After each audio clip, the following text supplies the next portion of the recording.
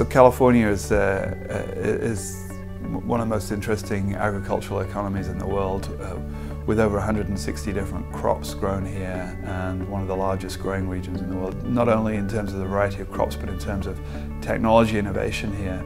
So you have really some of the most innovative growers in the world are based in California. California has always been a drought-prone state, but today we have 38 million people. We've had an ecosystem that's collapsed, and it's a struggle to get as much water as we used to our farms. So we have to learn to use water more efficiently than we have in the past. There are many issues a farmer has to deal with during a typical day, and one of the things that they lose most sleep over is when to turn the water off and when to turn it on.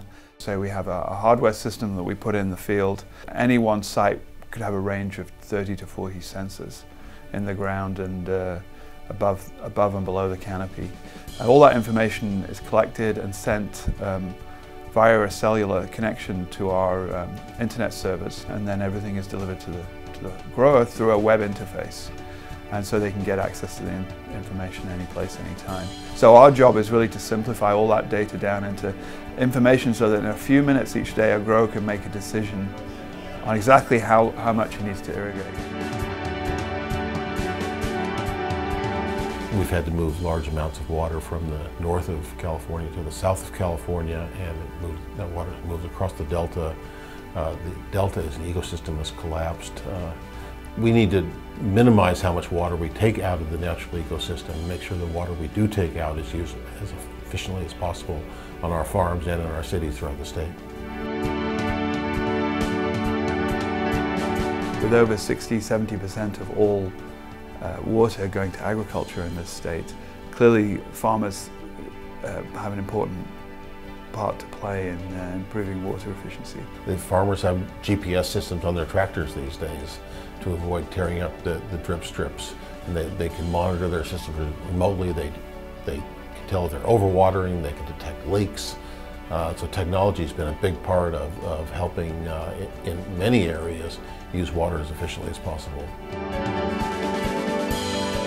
We see all types of growers in California responding to the availability of new tools, whether it's a small family farm that's obviously concerned about where they're going to get water from in the future and are looking for efficiency just to stay in business, to the very largest growers whose one of their biggest line items is the cost of water.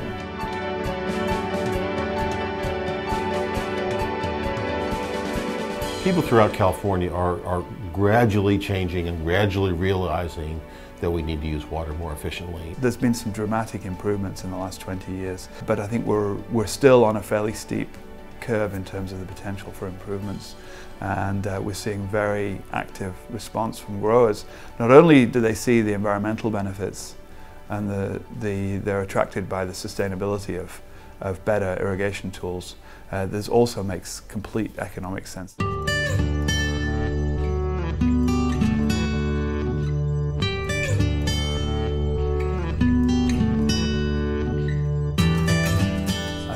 Everybody still considers oil as being a big issue. Well, really, in the next 20 years, water is going to become a much bigger issue. Water rights and water availability is absolutely critical. And I firmly believe that the farmers in California and the United States are one of this country's most important assets and have a major role to play. I think it was Ben Franklin who said we'll know the worth of water when the well is dry, and we hope we don't have to get to that point. It's something that we need. The planet needs it. People need it in their homes. We need our farms, and it's something that we need to value and to not waste. And it's everything from brushing your teeth to how you grow food on your farms and everything in between. But with 38 million people in California, we can't afford to be wasteful. But we do have enough to go around, and we'll make it work.